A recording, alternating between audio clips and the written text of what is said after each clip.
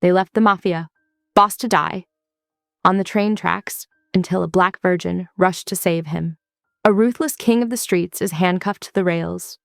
The horn screams, and a shy grad student who made a vow to wait pulls him back from death. She thinks it's over until a camera catches her face, a bounty hits the city, and his men show up with one promise: protection or a body bag. He owes her his life. She owes no one. But a funeral wreath with a bullet arrives, a secret watch points to a traitor inside his own house, and an old oath ties her family to his blood. Forced into one safe house, one bed of lies, one war he can't escape, desire turns dangerous, and mercy could get her killed. Who set the trap on those tracks, and will saving a monster crown her his forever, or bury them both? Zaria's hands trembled as she gripped the metal pole on the bus, her legs too unsteady to trust the worn plastic seats. The few other late-night passengers paid her no attention, lost in their own exhaustion. Rain streaked the windows, turning the streetlights into blurry halos that matched her spinning thoughts. She could still feel the weight of the bolt cutters, the bite of metal against her palms. The memory of Adrian Costa's intense gaze made her skin prickle. Even bleeding and handcuffed, he'd radiated a dangerous kind of control that made her chest tight. The bus lurched over a pothole, and Zaria's free hand went to her pocket, where the black metal card pressed against her thigh like a hot coal. She should throw it away. Right now. Open the window and let it fall into some nameless gutter where it belonged. But her fingers wouldn't move. The image of his blood, seeping through her favorite silk scarf, wouldn't fade. Neither would the sound of his voice, low and certain, as he'd positioned himself between her and the door when those headlights had swept across the shed windows. The bus passed under the L tracks, the rattle drowning out everything else for a blessed moment. Zaria used the noise to steady her breathing, falling back on the grounding techniques she taught her crisis counseling patients. Name 5 things you can see, 4 things you can touch, 3 things you can hear. Her phone buzzed, making her jump. It was her roommate, Jade. "You okay? It's late." Zaria's thumbs hovered over the keyboard. What could she even say? "Sorry, just saved a crime boss from getting hit by a train. Be home soon." She settled for, "Study group ran long. On the bus now." The lie felt bitter on her tongue. She'd spent the last 3 years building her counseling practice on honesty and trust. Now here she was keeping secrets that could get people killed. Could get her killed. The card in her pocket seemed to grow heavier with each passing block. A life debt from Adrian Costa wasn't something anyone would want. She'd heard the whispers about his organization, seen the aftermath of territory disputes in the ER where she volunteered. The man had empire, enough to reshape the city's skyline, and now she was tangled in his web. Rain tapped against the windows in an uneven rhythm as the bus worked its way north. Zaria pressed her forehead against the cool glass, trying to sort through her options. She could move, maybe, transfer to another program, another city, but that would mean leaving her patients, abandoning the community mental health center where she'd finally started making real progress with her trauma support groups.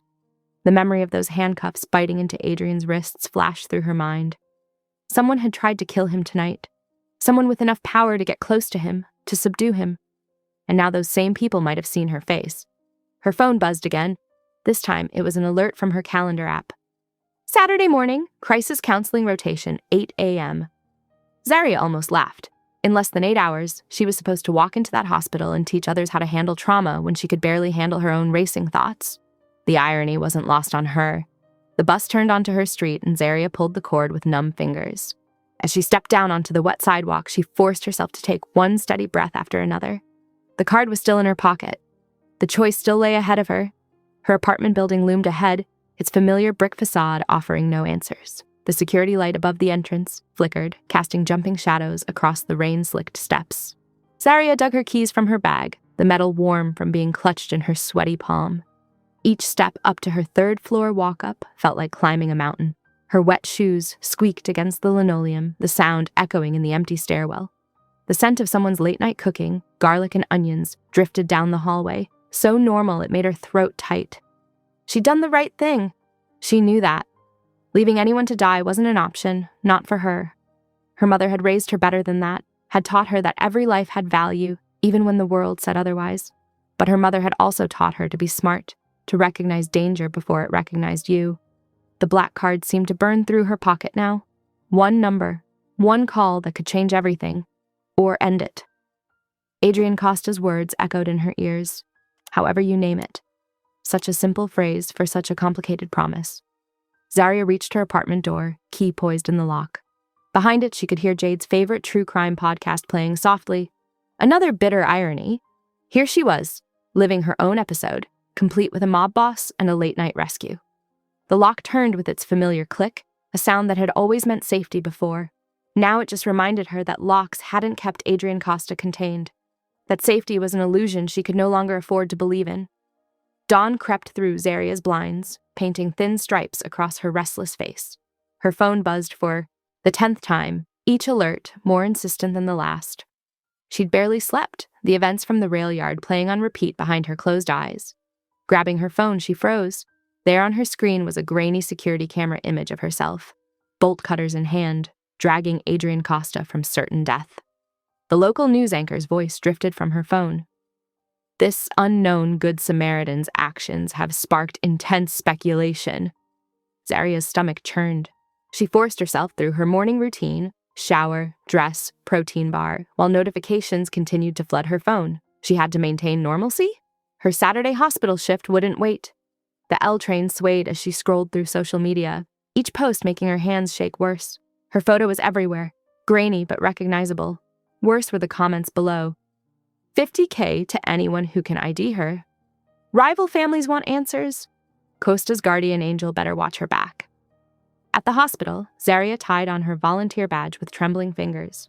The fluorescent lights felt too bright, too exposing. She'd barely made it through the door when Maria, another weekend volunteer, grabbed her arm. "Girl, have you seen what's going on?" Maria whispered, showing her phone. "They're saying the woman in the video might be from this area. Someone's offering serious money to find her." Zaria mumbled something about being late for rounds and hurried to the pediatric ward. For 4 hours, she lost herself in reading to sick kids and organizing supply closets, pretending her world hadn't shifted on its axis. After her shift, she met Mr. Peterson, her elderly landlord, about the loose window lock in her apartment. "Third time this month," he grumbled, jiggling the mechanism. "I'll have someone look at it Monday." She'd barely made it back upstairs when glass exploded inward. A brick wrapped in butcher paper crashed onto her floor, sending shards skittering across the hardwood. Her hands shook as she unfolded the note. "Return what you stole. Him." Before she could process the threat, her building's hallway camera light blinked. Heavy footsteps approached. Her door opened without a knock, and there stood Adrian Costa, his dark coat damp from the morning's lingering mist. 2 men flanked him, immediately moving to check her windows and corners with practiced efficiency. "Miss Bennett."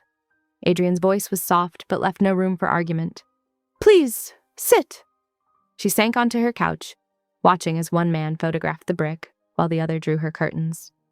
Adrian settled across from her, his movements careful, likely still favoring the bullet wound she'd bandaged. "By saving my life, you've been marked," he said simply. "My protection is no longer negotiable." "I don't need," Zaria started. The brick suggests otherwise. His tone remained even, almost gentle. "There's a safe house ready across the river. Round-the-clock security, completely controlled environment. No unknown. Numbers, no social media posts. If you need me, use only the card I gave you." Zaria's mind raced. "My program, my patients? We'll be there when this settles." Adrian leaned forward slightly. "But only if you're alive to return to them." One of his men appeared with a sleek overnight bag. "Car's ready, boss." Zaria stared at her hands, her academic life crumbling around her. "I need an hour," she said finally, "just to grab some research materials. And there's a photo of my mother." "Please," Adrian said, the word surprisingly soft. "Take what you need." She moved through her apartment in a daze, collecting her laptop, research notes, and the worn photo of her mother from her nightstand. Adrian's men efficiently packed her toiletries and enough clothes for a week. The ride to the safe house was silent. Zaria found herself studying Adrian's profile as he gazed out the tinted windows. There was a stillness to him that seemed to rest on barely contained violence, like a predator at rest. Yet he'd said please when she'd asked for time, had given her space to gather her things.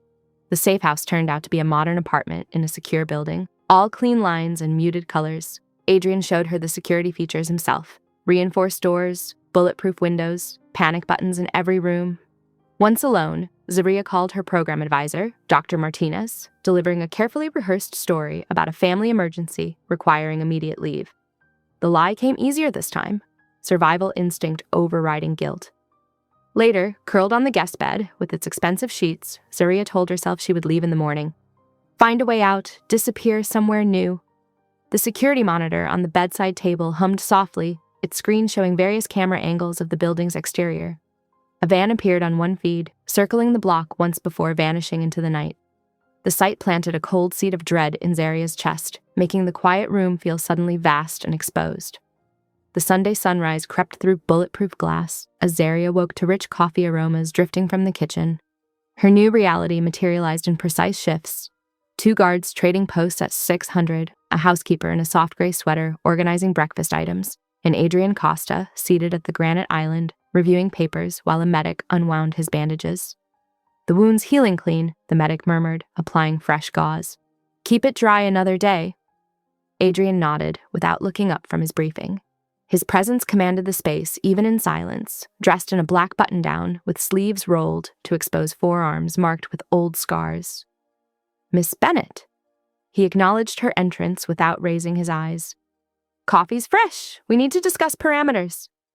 Zaria poured herself a cup, noting how the housekeeper quietly disappeared. Parameters? Security protocols. Now he looked at her directly. No stepping outside without protection, no opening doors, no contact except approved numbers. No, Zaria set her mug down firmly. I didn't sign away my life by helping you. I have practicum hours to complete this week, research to finish. Your life is at risk, which doesn't mean you get to cage me. She met his gaze steadily. I pulled you off those tracks. I kept you alive. That earns me some say in how this goes. Something shifted in his expression. Surprise, perhaps respect. He studied her for a long moment before nodding slowly. What terms would you propose? Privacy in my room, freedom to move around the house, and I need my books from campus to stay on track with my program. Adrian's fingers drummed once on the counter. Inside the house, yes. Campus, 1 hour, heavily supervised. Text check-ins every 10 minutes. Deal! Zaria sipped her coffee, hiding her relief at this small victory. The morning settled into an uneasy rhythm. Zaria claimed the sunroom, spreading her notes across a glass table while sunlight warmed her shoulders. The guards maintained their rotations. Adrian conducted business in his office, his low voice occasionally carrying through the halls. At noon, a courier arrived at the service entrance with a pristine white funeral wreath. The housekeeper accepted it with gloved hands, passing it immediately to the guard who examined it methodically. His fingers found what they sought, a single bullet, gleaming dully, nestled in a white rose's center. Adrian appeared in the doorway, his face going perfectly, terrifyingly blank as he studied the wreath. They're escalating the message, he said quietly. The track execution wasn't random. Now they're promising war, starting with you. Zaria's hands clenched in her lap. Because I saved you? Because you proved I could be vulnerable. His jaw tightened.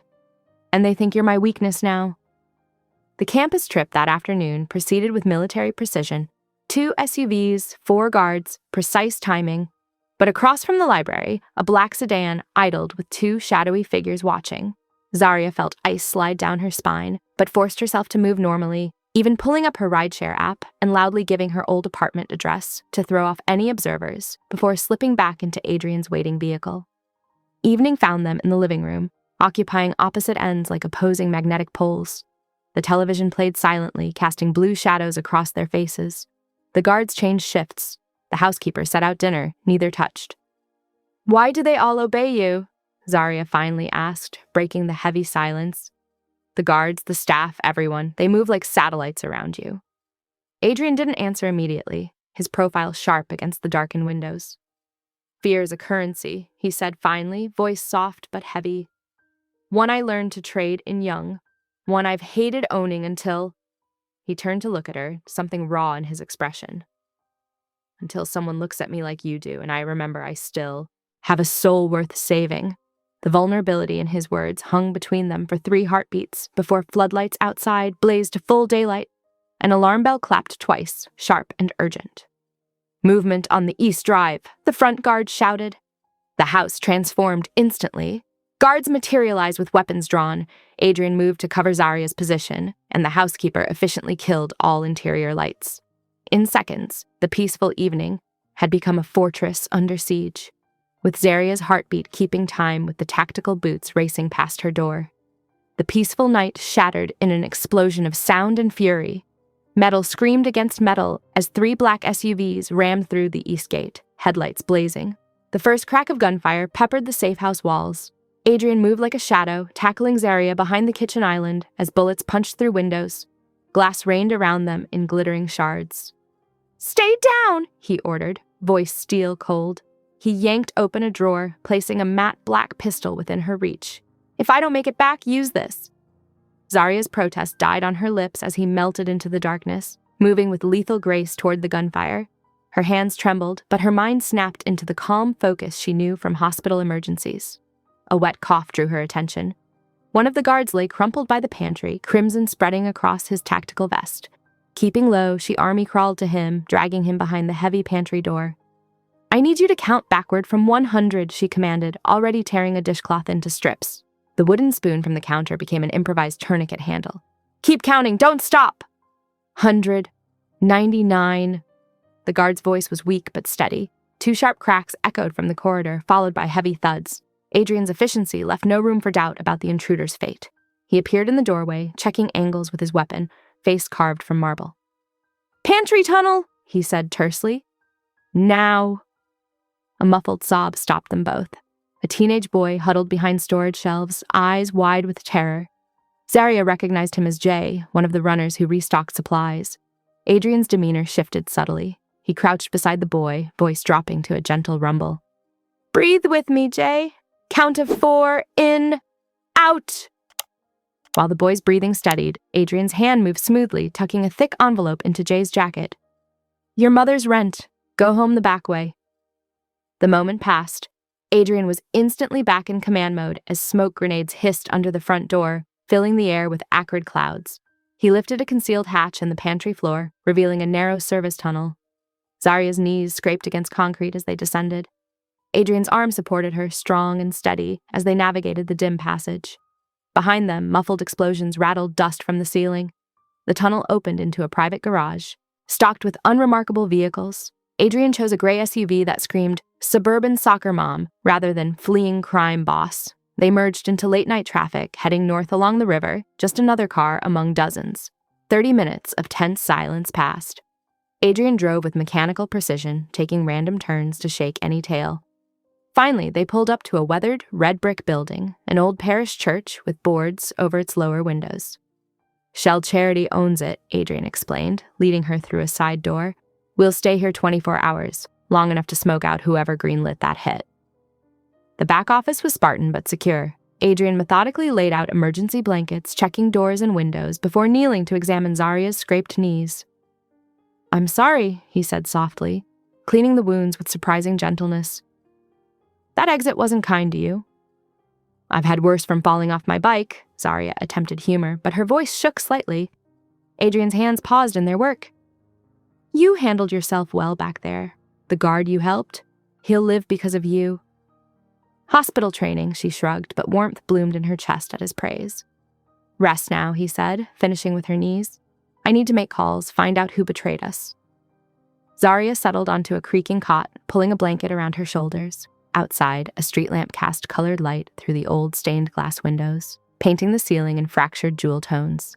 The building's ancient boiler clanked to life, its steady rhythm finally allowing her pulse to slow. She watched Adrian set up a makeshift command center, his movements precise and controlled. Even here, in this temporary sanctuary, he radiated lethal capability, yet his hands had been so gentle with her wounds, his voice so careful with her fears. The colored light played across his features as he worked, highlighting the contradiction of him. The man who killed without hesitation to protect what was his, who could comfort a frightened boy one moment and eliminate threats the next, who looked at her with eyes that held both darkness and something achingly close to tenderness.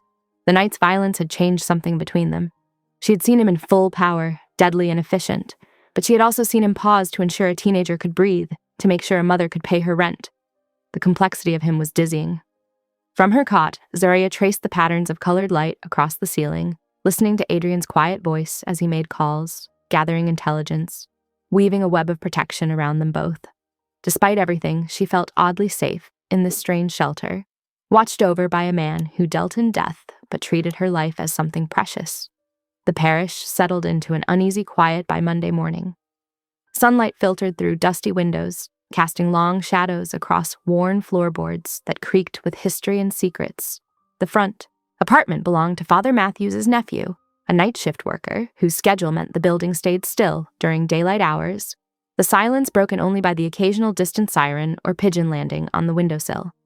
The sanctuary sat empty, its wooden pews collecting dust like forgotten prayers, while the back offices carried the sharp scent of industrial lemon cleaner that couldn't quite mask the underlying mustiness of aged paper and old coffee stains. Zarya perched at a borrowed desk, fingers tapping against the parish's ancient laptop that hummed and whirred with each keystroke. She composed a careful email to her advisor, detailing her timeline for submitting case notes by Wednesday, weighing each word to sound normal despite her extraordinary circumstances. The screen's dim glow highlighted the shadows under her eyes, evidence of a restless night filled with replayed memories of screeching metal and gunfire. She paused occasionally to rub the tension from her neck, the weight of her situation pressing down like an invisible hand. Across the room, Adrian paced with a secure phone pressed to his ear, his voice low and controlled as he issued directives that would ripple through the city's underground. His presence filled the small space, somehow both threatening and reassuring, like a caged predator aligned to her protection. His expensive shoes made barely any noise on the worn carpet as he moved with the fluid economy of someone accustomed to violence, yet his eyes softened almost imperceptibly whenever they landed on Zarya. The contrast between his gentle gaze and the cold commands leaving his lips created a dissonance that made her pulse quicken. Jay worked nearby, pushing a mop across scuffed floors with more force than necessary, his movements jerky with leftover anxiety from the previous night's violence. The teen's wiry frame tensed at every unexpected sound, and his eyes darted to Adrian occasionally, a mix of awe and wariness in his expression. His knuckles were white around the mop handle, scrubbing at stains that might never come out, much like the memories he was trying to erase. "You're going to wear through the floor," Adrian noted, his attention shifting to Jay's frantic cleaning. The boy stilled immediately. "Sorry, I just needed to keep busy." Zarya offered him a gentle smile. "Maybe take a break. There's some soda in the fridge." They gathered in the kitchenette for lunch, the pop and hiss of heating soup cans, the only sound besides the distant ticking of an old wall clock. The small space forced them close together, their shoulders nearly touching as they maneuvered around each other. Zarya stirred her spoon thoughtfully through tomato soup that smelled of childhood and normalcy before asking, "Why does your crew tense up when Rocco enters a room? It's different from how they react to you." Adrian's face remained neutral, but his grip on his spoon tightened enough to whiten his knuckles. The metal bent, slightly under the pressure of his fingers. Rocco sees people as numbers on a spreadsheet. Makes him efficient with finances, dangerous with everything else. He paused, considering his words, eyes fixed on some distant point. Men who can reduce human lives to ledger entries are useful and untrustworthy. I inspire fear through capability. Rocco does it through calculated cruelty. Jay shifted uncomfortably at the mention of Rocco's name, his spoon clattering against the bowl. "He smiles when he threatens people," the teen muttered, then ducked his head as if surprised by his own boldness. Afternoon light slanted through grimy windows as Zarya reviewed security footage from the train yard, the pixels graining and shifting on the old monitor. She froze the frame on a crucial detail, a gloved hand shoving Adrian toward the tracks, the angle and force calculated for maximum effect. The watch face caught her attention. An expensive piece with distinct damage, its enamel minute ring sporting a hairline crack that reflected the harsh security lights. She committed the detail to memory, filing it away like case notes from her counseling sessions, her mind automatically creating a framework of evidence and patterns. "That watch," she murmured, tapping the screen. "Custom piece, limited production. Whoever pushed you wanted you dead, but couldn't resist wearing their status symbol." Adrian leaned over her shoulder, his breath warm against her neck. "Good eye. Not many would catch that." "Fear isn't sustainable," she said later, watching Adrian review reports spread across the small table, his shoulders rigid with tension. "Your empire needs foundations built on something stronger than terror. Fear creates temporary compliance but breeds resentment and betrayal." He looked up, and for a moment his carefully maintained facade cracked like thin ice. Vulnerability flickered across his features, revealing the man beneath the monster before the mask slipped back into place. But he listened, really listened, as she explained how trust and loyalty could be earned rather than enforced. His head tilted slightly, as if hearing a foreign language that somehow made sense. His finger traced an absent pattern on the paper before him, contemplative in a way that transformed his dangerous features into something almost gentle. "My father would say that's weakness," he finally responded, his voice rough with honesty. "But my father died surrounded by people who hated him." The parish kitchen felt intimate as evening descended, shadows lengthening and softening the harsh edges of reality. They shared a simple meal at the small table, steam rising from cheap takeout containers that smelled of garlic and comfort. Their knees occasionally brushed beneath the confined space, each contact sending an electric awareness through Zaria that she struggled to ignore. The proximity made every movement feel significant, every glance weighted with unspoken words and dangerous possibilities. "The reels!" Adrian said suddenly, breaking the comfortable silence, his voice rough like gravel. "In the quiet, I hear them screaming, the metal against metal." His confession hung in the air between them, unexpected and raw, his eyes fixed on his hands as if surprised by his own vulnerability. "It's been years since anything haunted me that way." Zaria's fingers tightened around her plastic fork until it bent slightly. "I understand," she said softly, offering her own truth in exchange. "There are songs I can't listen to anymore. They remind me of sitting outside the bathroom, hearing my mother cry after bad nights with clients. I'd count the tiles on the floor until she stopped." The memory sat heavy in her chest, rarely spoken aloud to anyone. Their eyes met across the table, recognition passing between them like a current. Both trapped by different ghosts, different pains, but somehow meeting in this shared space of understanding. The moment stretched, charged with something neither dared name but both could feel. Adrian's gaze lingered on her face, taking in the curve of her cheek, the strength in her eyes, while Zaria found herself studying the strong lines of his jaw, the tension he carried in his shoulders like armor, the surprising gentleness in hands capable of terrible violence. A car engine's low purr broke the silence, distant but distinct.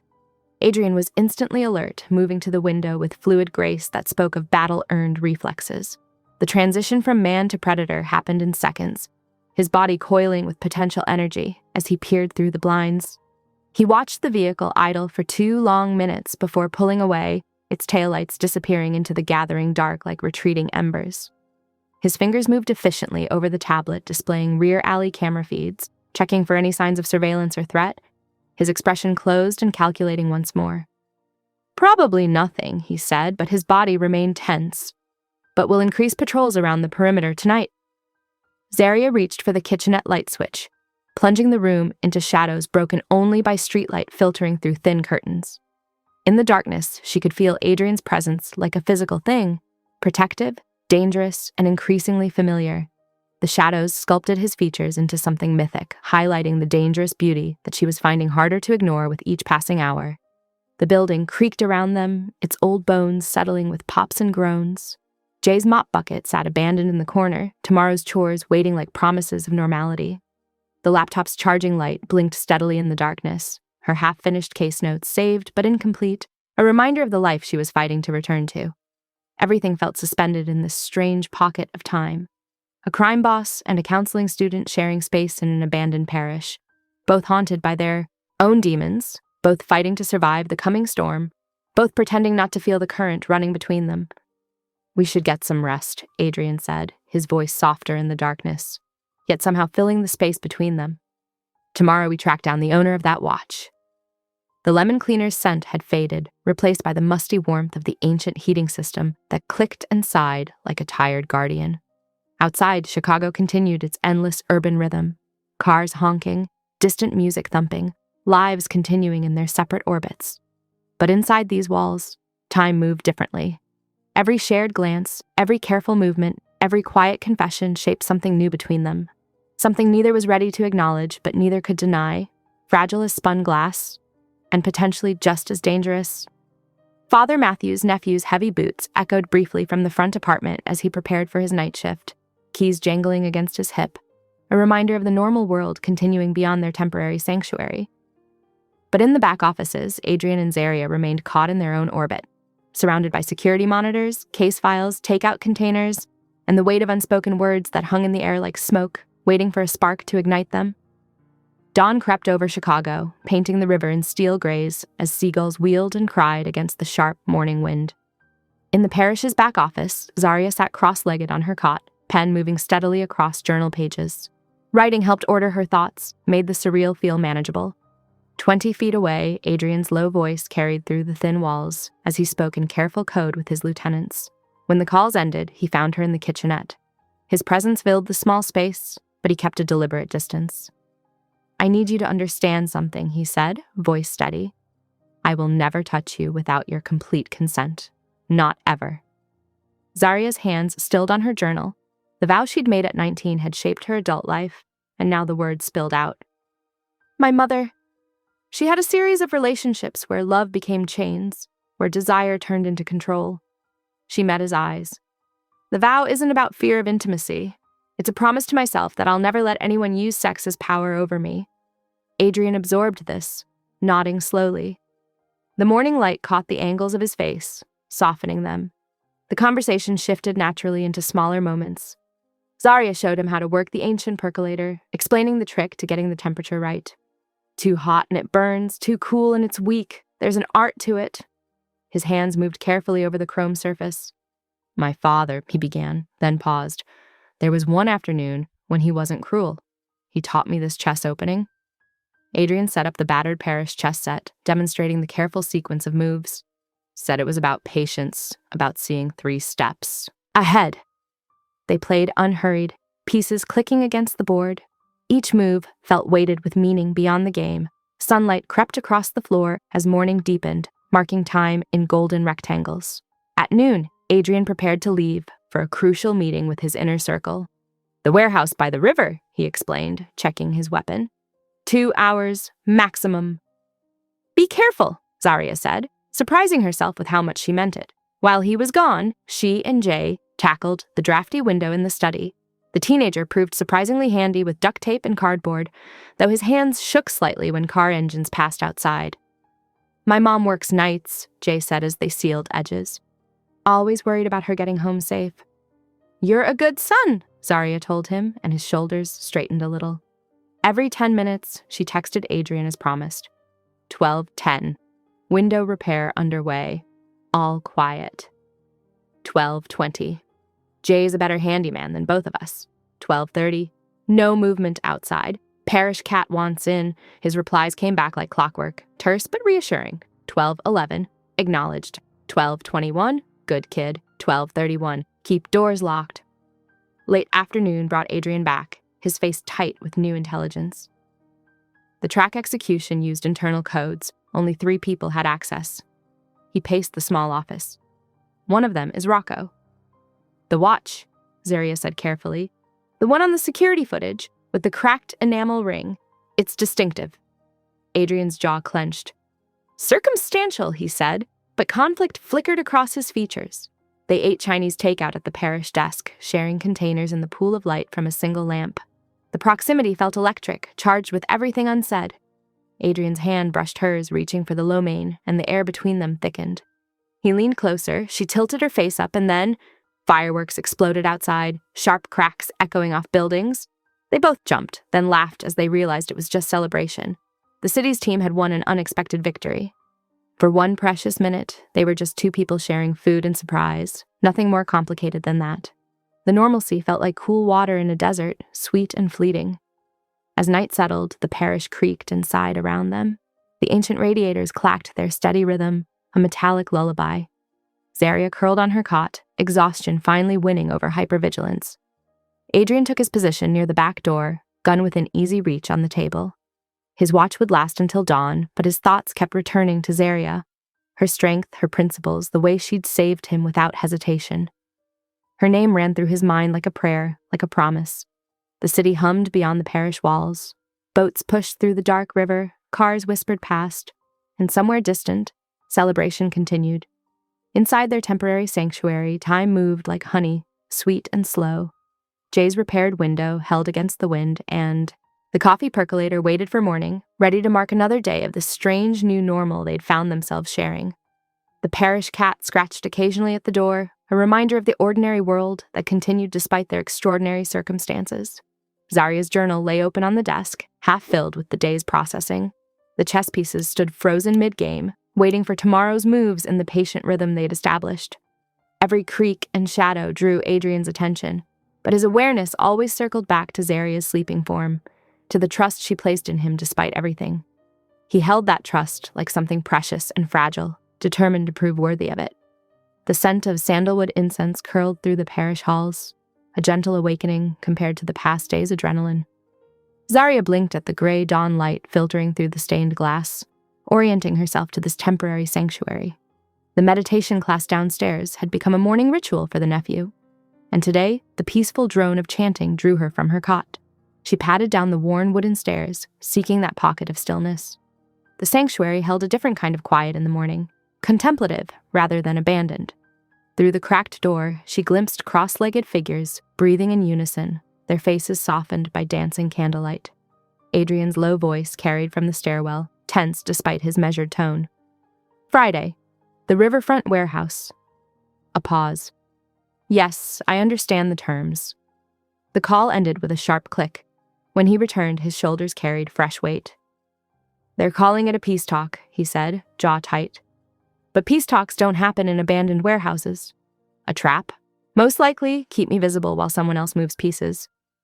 His fingers drummed against his thigh, a rare tell. Upstairs, Zarya poured coffee into chipped parish mugs while Adrian briefed his lieutenants. A report came in about corner boys shaking down local shops, and Adrian's hand moved toward his phone. Wait, Zarya said. What if you tried something different? He raised an eyebrow. Every act of mercy now is goodwill we might need later. These shopkeepers, their witnesses, potential allies. Fear only works until someone offers a better option. Adrian studied her for a long moment, then dialed his enforcer. Cancel the lesson, send food vouchers instead. Make it clear this is a one-time courtesy. The grumbling on the other end was audible, but the order was acknowledged. Midday sun warmed the office when the package arrived. Plain brown paper, no return address. Inside, nestled in cotton, lay a pocket watch. The enamel minute ring bore a distinctive crack, identical to the one they'd spotted in the security footage. Beneath it, a yellowed newspaper clipping showed Rocco at some society function years ago, the same watch gleaming on his wrist. This isn't coincidence, Zarya said softly. Adrian's face remained carefully neutral, but his knuckles whitened around the watch. Circumstantial, he repeated, but with less conviction. I need more than hints and maybes. He made a call ordering discreet probes into Rocco's offshore accounts, his voice steady, despite the war she could see behind his eyes. Decades of trust battling against the evidence mounting before them. The afternoon stretched into evening, marked by quiet chess moves and careful conversation. The parish cat wandered in, claiming a sunny spot near their feet. Zarya watched Adrian's hands as he shifted pieces, thinking about how those same fingers had guided Jay through panic in the tunnel. The boy, she ventured, in the pantry that night. You keep track of his mother's rent? Something softened in Adrian's expression. I learned young what hunger feels like, what fear does to a child. He moved a pawn. Jay's mother works hard. Sometimes hard work isn't enough. Thunder rolled outside, rattling the old windows in their frames. Without thinking, Zarya reached across the chessboard, touching Adrian's hand. He went still, then slowly turned his palm up to meet hers. The air changed, charged with possibility. He leaned forward, eyes asking permission. She tilted closer, pulse quickening. The space between them held years of choices, boundaries, and carefully constructed walls. Yet in that moment, all she could focus on was the warmth of his hand and the way he waited, patient and undemanding. Their lips were inches apart when gunfire cracked through the evening quiet. Both dropped instinctively, training and survival overriding everything else. Adrian's posture shifted, that lethal grace replacing tenderness as he moved toward the window. Rain began to fall, drumming against the parish roof. Stay behind me, he whispered, and the words carried both command and protection.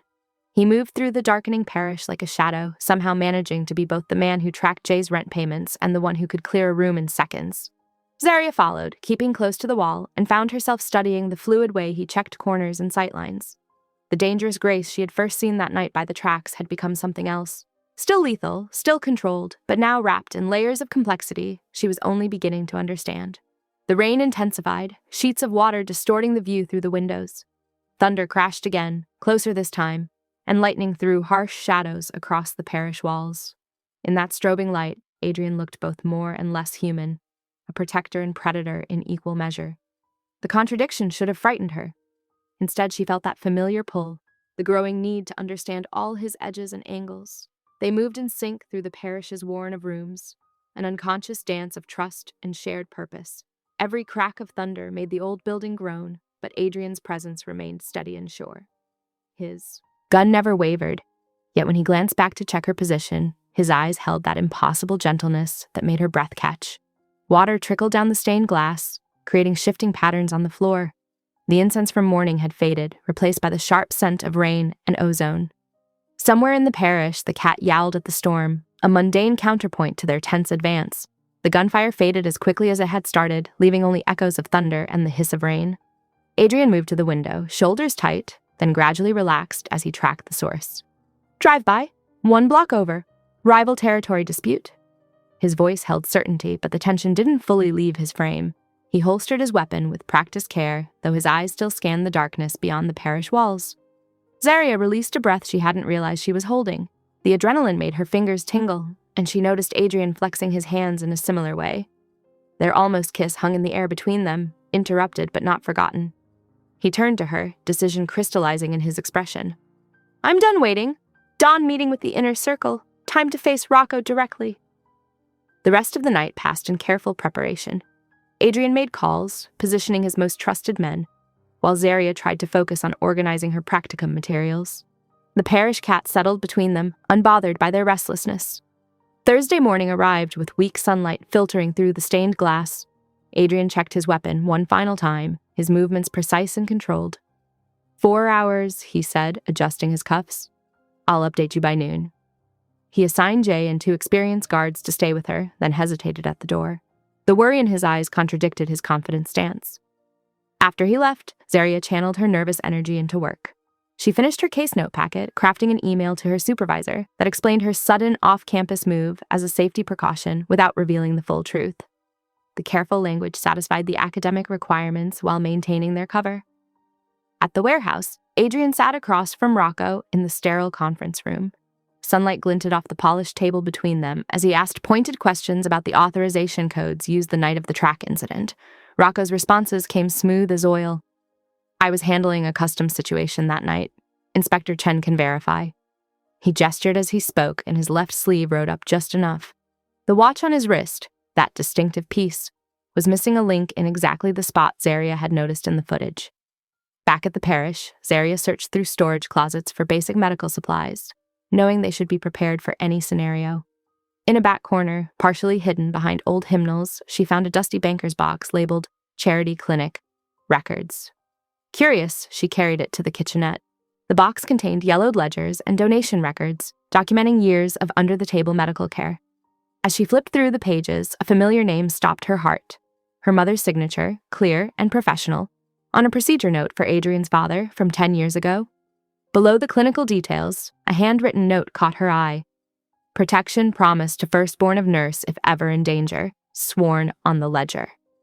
The words blurred as she stared at them, her mother's connection to this world suddenly, painfully clear. Just before noon, Adrian returned. She showed him the ledger with shaking hands, watching as recognition and understanding transformed his face. He went completely still, the way he did when processing something vital. The rain started again outside, a gentle patter against the windows. In the quiet, their shared history rewrote itself. His father's last honorable promise had waited years to bear fruit, creating an invisible shield that had brought them to this moment. Destiny didn't save you that night, Zaria said, her voice finding strength despite the tremor in her hands. I did. Adrian met her gaze, something fierce and tender warring in his expression. And I intend to deserve it. The parish cat jumped onto the counter between them, breaking the heavy moment. Zaria absently stroked its fur while processing the implications of what they'd discovered. Her mother had kept so many secrets, had carried this connection to Adrian's world without ever speaking of it. Jay appeared in the doorway with fresh coffee, his young face serious as he set the mugs down carefully. He'd grown more comfortable in their presence over the past days, his initial terror softening into cautious trust.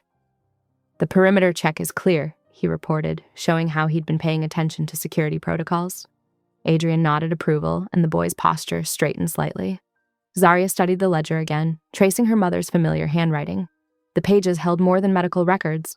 They contained a thread of protection woven through time, connecting past choices to present consequences. Her mother, who had always taught her to help others, regardless of circumstance, had unknowingly set her on a path that led to those train tracks. The rain intensified, drumming against the parish roof. Adrian moved to stand near her, close enough that she could feel his warmth but not so near as to crowd.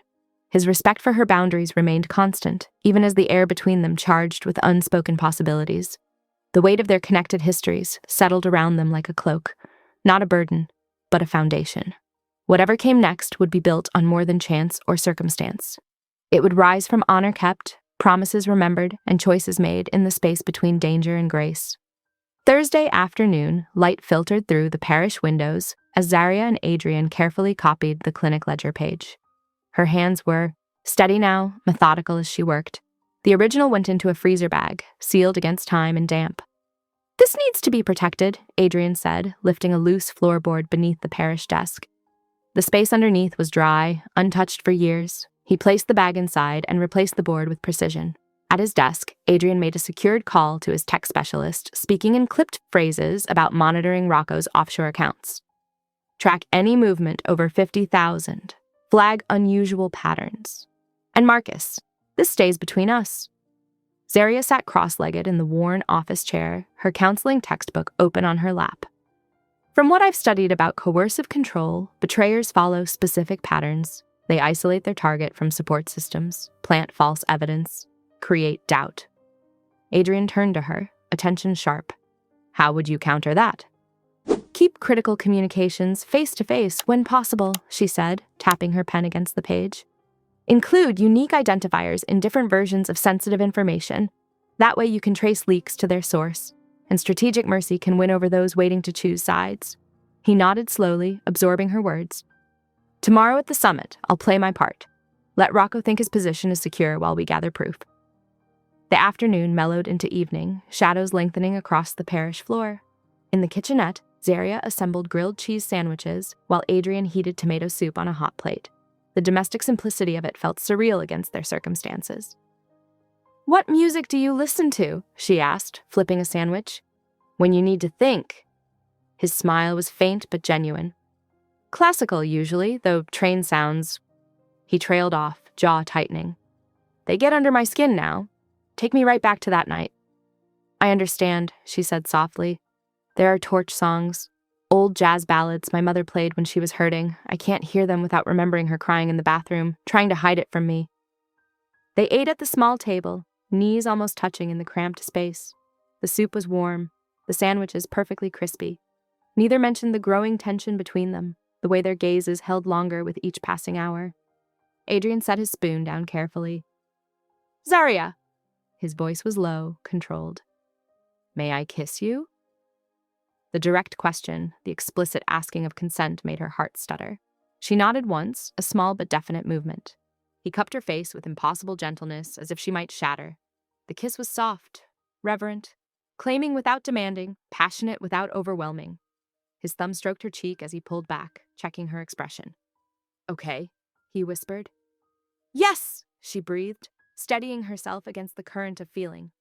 Later they parted to separate rooms as agreed, maintaining boundaries despite the new intimacy between them. Adrian brought her an extra blanket, tucking it around her shoulders with careful hands. She caught his fingers and squeezed, letting him feel the trust building between them, showing him he was more than violence and power. The parish settled into night sounds, creaking radiators, distant traffic, the occasional call of a gull from the river. In her borrowed room, Zarya touched her lips, still feeling the ghost of his kiss. What was growing between them defied simple definition, born in danger, but blooming into something profound. Down the hall, Adrian sat at the window, dividing his attention between security checks and thoughts of her. The tenderness she inspired felt foreign but essential, like learning to breathe underwater. Jay passed through on his evening rounds, nodding to Adrian before disappearing into the kitchen. The boy had grown more confident in his role, finding purpose in being useful rather than afraid. The storm outside gentled to mist, purling on the windows. Inside, the parish lights clicked off one by one, leaving only the soft glow of security monitors. The night wrapped around them like a cocoon, holding this pocket of peace between yesterday's revelations and tomorrow's risks. In the quiet, both Zaria and Adrian let themselves acknowledge what was building between them, even if neither was ready to name it aloud. The understanding hung in the air like music. Wordless, but profound, a melody of possibility. The radiators ticked steadily, marking time. Outside, car lights swept past occasionally, normal city rhythms continuing despite the dramas playing out behind closed doors. Inside the parish walls, hope bloomed fragile but persistent, like flowers pushing through concrete. Their separate rooms felt both too far and exactly right, a testament to patience, to doing things properly despite the urgency of attraction. The space between them hummed with potential energy, with promises yet to be made. The mist continued falling, softening the harsh edges of the city. Inside, the parish held its secrets, a hidden ledger growing trust, and two people learning that even in the midst of danger, tenderness could take root and flourish. The parish walls breathed pre-dawn moisture, stone and mortar exhaling centuries of prayers like silent ghosts. Adrian stood at the window, his profile sharp against the gray light, shoulders tense beneath his tailored jacket. The weak morning glow outlined his features, casting half his face in shadow while illuminating the controlled precision in his stance. 7 tonight, he said, voice measured and cool as winter water. The warehouse meeting with Rocco and the capos. You stay clear unless we get proof. His fingers tapped once against the windowsill, the only betrayal of his concern. Zaria nodded, already mentally cataloging supplies, her mind working through scenarios with practiced efficiency. I'm prepping medical kits, and we need exit plans. Those old warehouses are fire traps. She crossed the room to stand beside him. Close, enough to feel his warmth without touching. Bad wiring, exposed beams, perfect setup for an accident if someone wanted to clean house. The unspoken suspicion hung between them like smoke. Rocco's loyalty had grown questionable in recent weeks. Small inconsistencies, mysterious losses, information leaks that couldn't be coincidence. They spent the morning mapping contingencies, water routes if the sprinklers triggered, ground paths if smoke filled the upper floors, fallback positions if gunfire erupted. Adrian's hands were steady as he showed her defensive positions on the blueprint spread across the table, but his eyes betrayed the weight of what was coming, a darkness that spoke of calculations and costs he wasn't sharing. Here and here, he said, marking exits with red pen. Always know your closest escape. His voice softened when he added, and mine. We move together if possible. Zaria touched his wrist lightly, feeling the pulse beneath her fingertips. And if not possible? Then you follow the plan, you get out. His tone left no room for argument. Around noon, the first alarm shrieked like a banshee, shattering their careful preparations. Smoke poured through the front entrance where Rocco's arson team had struck early, trying to flush them out before the planned meeting. The acrid scent hit Zaria's lungs like broken glass as Adrian swept her up against his chest, moving fast through thickening air that already tasted of ash and betrayal. Jay! Backstairs! Adrian's command cut through the chaos, precise as a surgeon's blade. The guards flanked the boy, heading for the rear exit while smoke crawled along the ceiling like a living thing, hungry and patient. Jay's face was pale beneath smudges of soot, but his movements were decisive as he unlatched the emergency door, checking the alley before nodding back at them. In the sacristy, an attacker burst through the side door, gun raised. Adrian's shot was clean, economical. One precise movement that sent the man crumpling to the floor. No hesitation, no wasted motion. But Zaria felt his hands trembling when they finally crashed through the alley, exit into blessed rain that washed the smoke from their lungs. Steam rose from the smoldering beams behind them as they took cover behind a delivery truck, water streaming down their faces. Zaria cupped Adrian's face between her palms, her touch gentle but insistent, seeing past his iron control to the raw fear beneath. Not for himself, never for himself, but for her. I choose this, she whispered, her thumbs stroking his cheekbones. I choose you. The words were both declaration and promise, cutting through pretense. His eyes closed briefly, dark lashes against pale skin. I choose you more than breathing. When they opened again, they held a question, vulnerable despite everything. May I? Her yes was barely audible against the rain and distant sirens, but it changed everything. Their first real kiss tasted of smoke and rain and inevitability. Hunger and homecoming tangled together like destiny finally fulfilled. His hands were gentle in her hair, cradling her head as though she might shatter, while sirens wailed in the distance, approaching but not yet close enough. At the temporary safe house, a converted apartment above a closed bookstore, they showered away soot and ash, the water running black then gray then clear. They changed into clean clothes that somehow felt like new skin, as though they'd shed more than just the evidence of fire. They ate takeout noodles at 3, chopsticks clicking in comfortable silence, both knowing they needed fuel for whatever came next. Adrian insisted they rest for an hour, doubling the guard rotation while they lay fully clothed on separate beds, fingertips barely touching across the gap like a bridge between islands.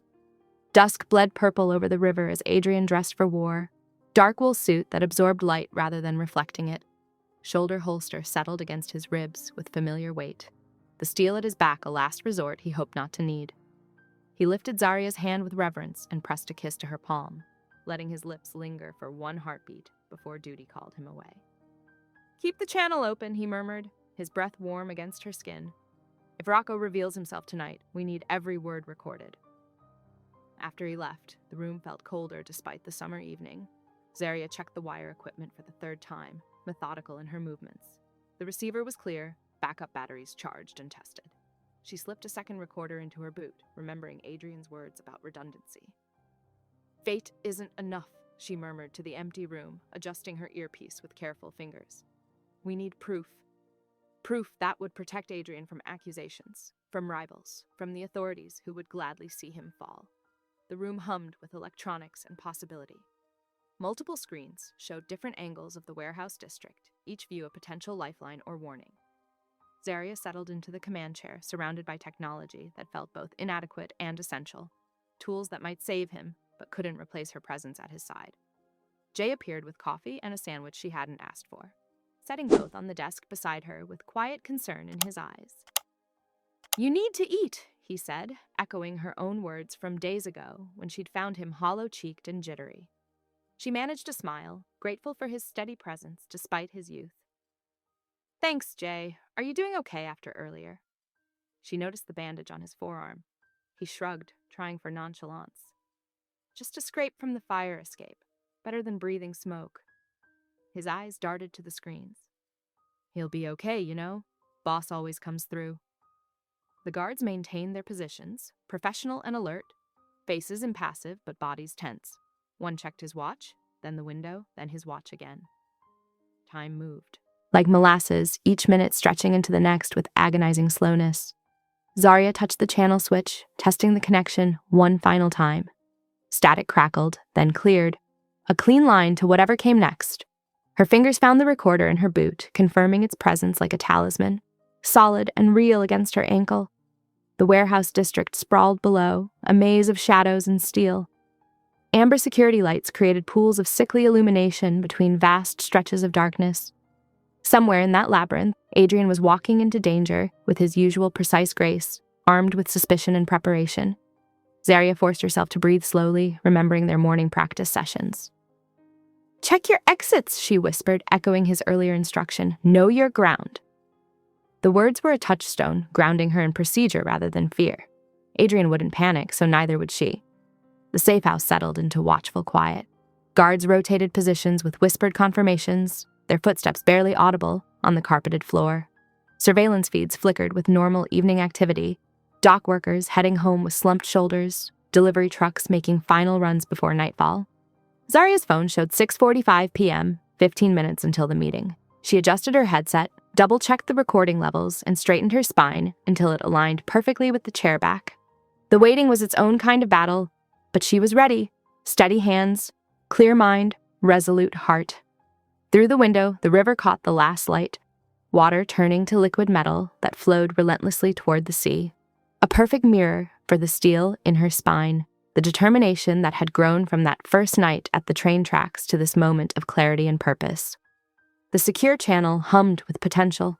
Whatever came through it would shape their future. Accusations or confessions, threats or promises.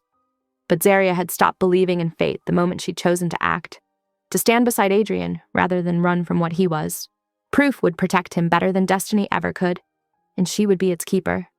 The warehouse loomed against the darkening sky, a behemoth of steel and concrete squatting by the river. Generators thrummed beneath the evening fog, their drone mixing with the lap of water against the docks. Adrian adjusted his cuffs, each movement precise and controlled. The gathered men reeked of expensive cologne masking predatory intent, sharks circling in Italian wool suits. Security teams dotted the perimeter, weapons visible enough to serve as warnings. 2 blocks away, Zaria crouched in the back of a delivery van, her heart steady despite the risk.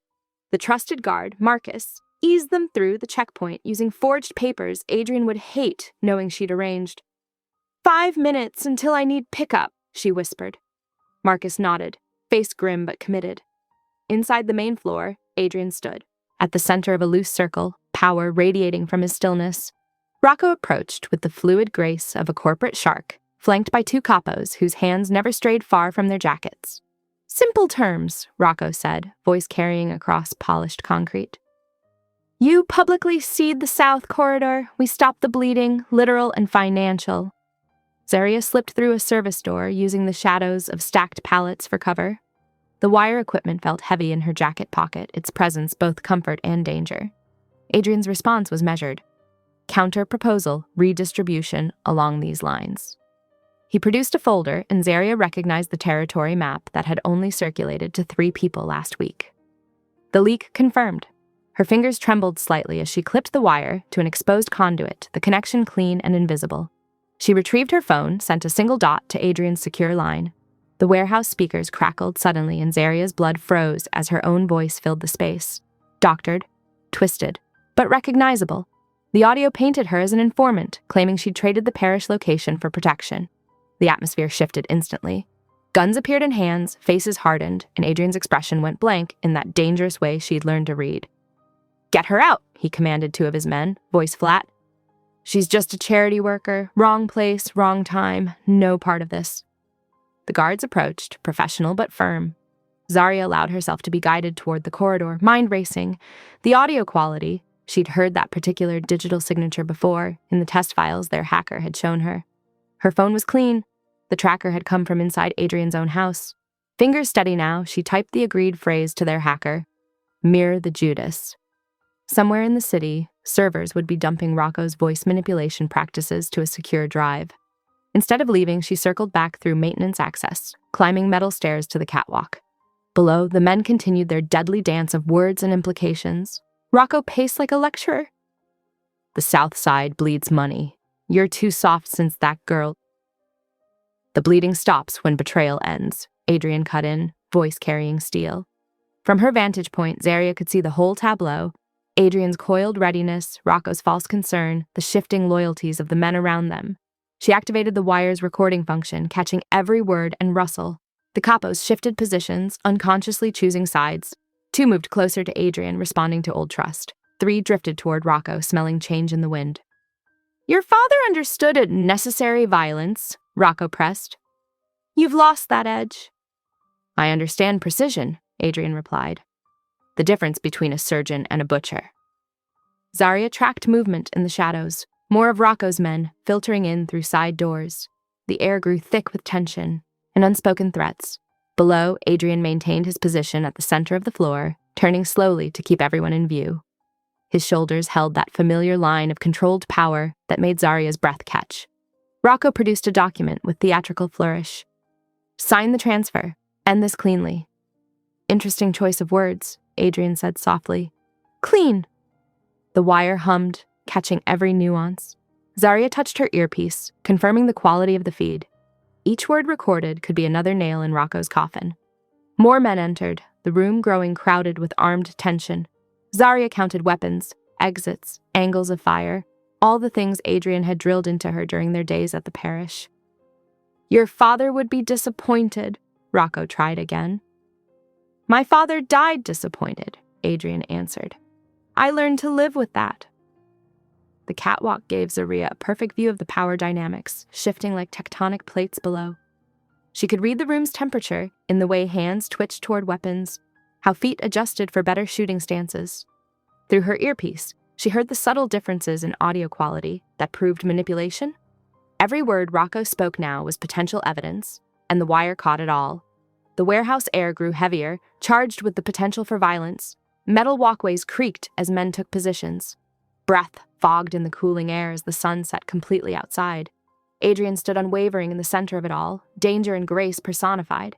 His voice carried clearly to the wire when he spoke again, each word precise as a blade.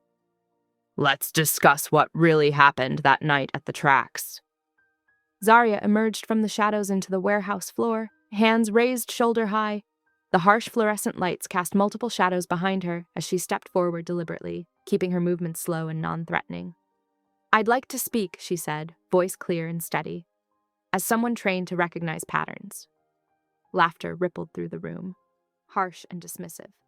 A few men exchanged amused glances, while others kept their hands close to concealed weapons. "The outsider wants to lecture us," someone called from the back. More chuckles followed. Zarya lifted her chin. "Authorization code 847938 Delta 6, issued at 2340 on the night of the track incident." She paused, letting the numbers hang in the air. "That's an internal code, one I shouldn't know unless I had access to both historical records and recent data packets." The laughter died. Men shifted uncomfortably, gazes darting between her and Rocco. Rocco's smirk never wavered, but something flickered in his eyes. Coincidence? Anyone could guess numbers. "Not these numbers," Zarya countered. "Not unless they found them in a clinic ledger from 10 years ago and cross-referenced them with mirrored data from your own server." She watched his hand move toward his phone, anticipating the second audio drop he'd prepared. Before he could reach it, the catwalk speaker above crackled to life. Her own voice filtered through, choppy and artificial. "Hibarish location, payment received." Then came the raw takes. Rocco's voice, frustrated and impatient, working through multiple versions of the splice. The room went still as his next words played clearly. "Let the train do the work. Clean, no bullets to trace. When he's gone, I'll manage the war that follows." Men who had been lounging against crates straightened. Hands that had been relaxed now tensed. The power in the room shifted like mercury, flowing away from Rocco in subtle increments. Adrian hadn't moved, hadn't changed expression. His voice was soft when he asked, "Why wear my father's watch?" Rocco's sleeve rode up as he gestured dismissively, exposing the distinctive timepiece with its damaged enamel ring. The missing link caught the light, a silent accusation. Zarya's fingers moved swiftly on her phone, sending the predetermined signal to their hacker. Within seconds, every capo's private channel would receive the live feed. No chance for Rocco to reshape this narrative later. "Your father understood succession," Rocco said, voice tight. "When the old king weakens—" "My father understood loyalty," Adrian cut in. "Something you never learned." "Loyalty?" Rocco's laugh was bitter. "You've gone soft. The girl, the charity cases, the mercy. This isn't a social program, it's an empire." "An empire built on fear falls," Zarya said quietly. "But one built on balanced power and mutual benefit. That stands." Rocco's face twisted. "You bring a counselor to a war meeting. This is what I mean. You've lost your edge, Adrian. The old guard sees it. They're ready for change." But the old guard was watching the speaker, where Rocco's voice continued to play. Detailed plans, contingencies, the cold calculation of a man who saw people as chess pieces. "Change isn't the problem," Adrian replied. "Betrayal is." The warehouse air grew thick with tension. Men who had been Rocco's allies hours ago now created subtle distance, reading the shift in power. Those loyal to Adrian moved closer, forming a loose circle of protection. Zarya kept her hands visible, but ready. She'd learned enough from Adrian to read a room's violence potential, and this one was approaching critical mass. "You want to talk betrayal?" Rocco snarled. "Your father trusted me to guide you, to keep you sharp. Instead, you're dismantling everything we built." "Everything you built on bodies," Zarya corrected. "There are other foundations." "Shut up!" Rocco's composure cracked. "You know nothing about this world." "I know pattern recognition," she said calmly. "I know trauma responses. I know how abusers isolate their targets and create dependency through fear. Sound familiar?" More men shifted away from Rocco, the truth of her words landing like physical blows. The power structure he'd carefully crafted through manipulation and terror was unraveling in real time. "Your father's watch," Adrian said again, still deadly quiet. "You took it from his body." "He gave it to me," Rocco's voice rose. "I earned it." "The missing link," Adrian continued, as if Rocco hadn't spoken. Caught on the rail when you pushed me down. Amateur mistake. The room had become a powder keg, every breath drawing them closer to explosion. Zarya's phone buzzed. Confirmation that the live feed was broadcasting to all channels. Whatever happened next would have witnesses. You were never meant to survive, Rocco spat. The train should have ended it clean. Now look what she's done to you. Weak, soft, unworthy. No, Adrian said. She showed me another way. A better empire. One that doesn't need to hide in shadows.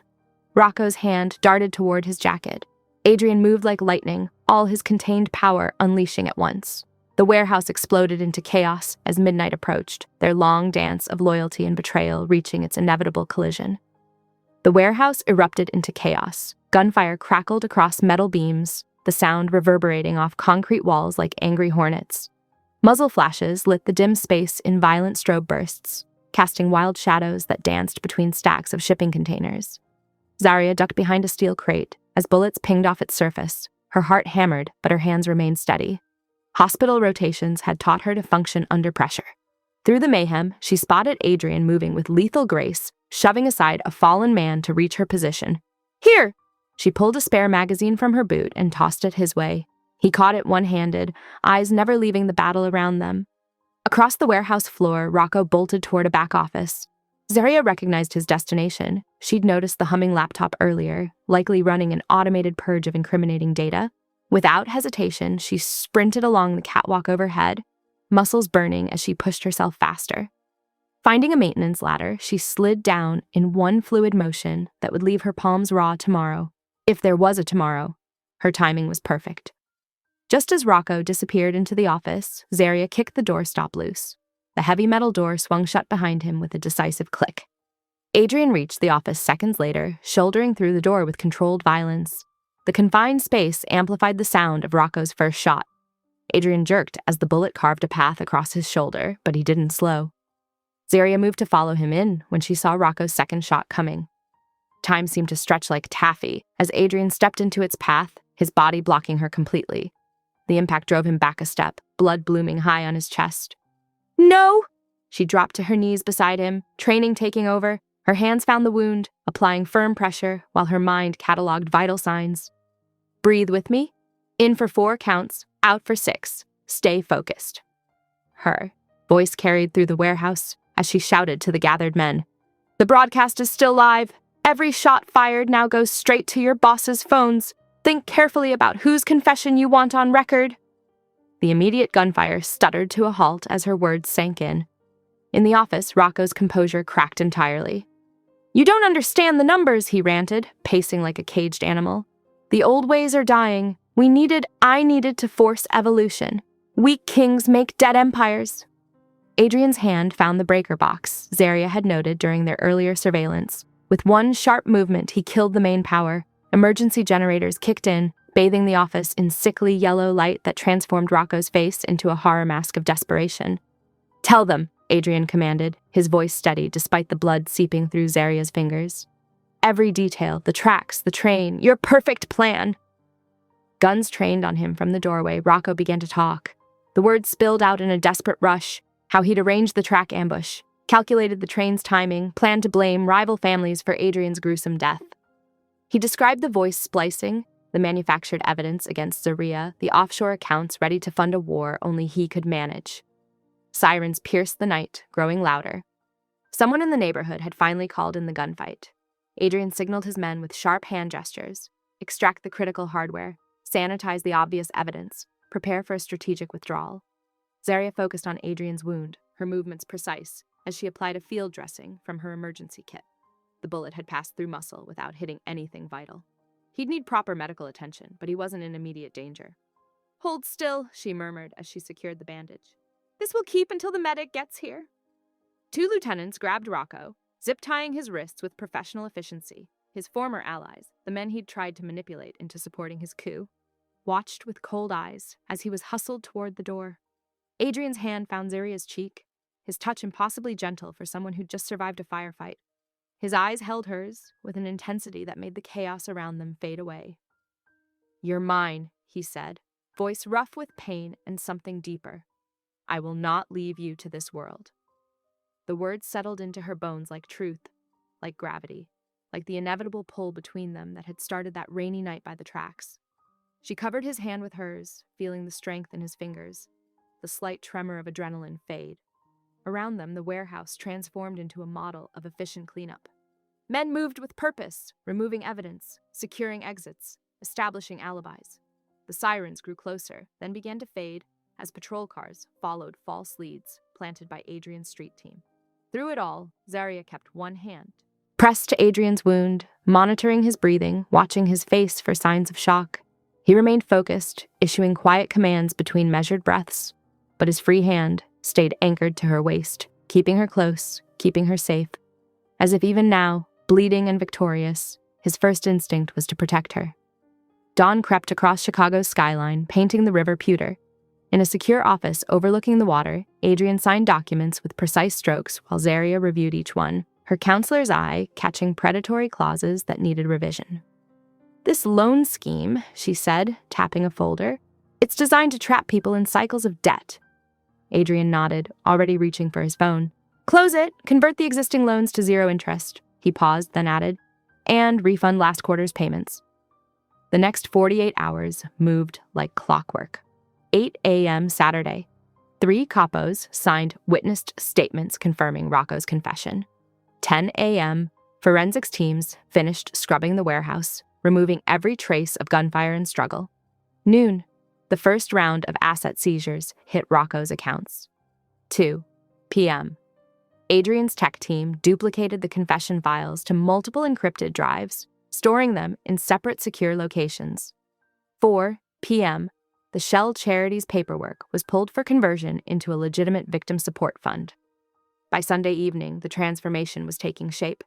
Neighborhood shakedowns ceased. Debt collectors were recalled. Small business owners found their protection fees replaced by actual security services. Monday morning arrived crisp and clear. At 9 a.m., Zaria walked into her advisor's office, 2 guards waiting discreetly in the hallway.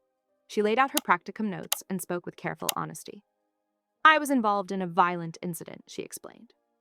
"For my safety, I've relocated under protection. I'm requesting a 2-week independent study period to establish a new counseling center." Her advisor studied her face, then nodded. The approval email arrived with a 9:47 a.m. timestamp. By early afternoon, Zaria and Adrian stood in a small lakefront chapel, its wooden pews empty, except for 2 witnesses. No white dress, no formal suit, just them, their truth, and simple gold bands. "I vow," Adrian said softly, "that my power will never cage you. You are not a possession to control, but a partner to protect." Zaria's voice was steady as she replied, "I vow to stand with you, not in fear, but in choice. Your strength will rebuild, not destroy." They drove north along the lake, watching the city fade in the rearview mirror. The cottage waited 2 hours up the coast. Weathered cedar siding, wide windows facing the water, privacy secured by extensive background checks on neighboring properties. Tuesday morning found them at the local grocery store, filling a cart with normal things: coffee, fresh bread, vegetables for dinner. Adrian's security team swept the aisles ahead of them, but the mundane activity felt like victory. Wednesday brought contractors to the parish, converting unused rooms into medical spaces. Zaria reviewed floor plans, marking areas for counseling offices and group therapy rooms. The trauma center would offer healing paid for by funds cleaned of violence. Thursday, they sat together at the cottage's kitchen table, laptops open to banking screens. One by one, predatory accounts were closed, the money redirected to community programs.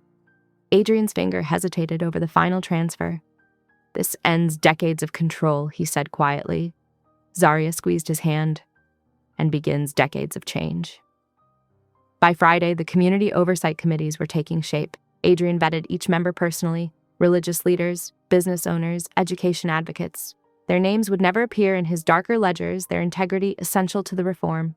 Their nights belonged to them alone. Each touch was preceded by clear consent, every embrace deepened by absolute trust. Adrian remained the blade he'd always been, lethal to threats and enemies, but with Zaria his hands turned gentle, reverent. She watched him sometimes, this man who commanded empires, as he made her tea or traced patterns on her skin. The violence in him hadn't vanished. It had found purpose, becoming a shield rather than a sword.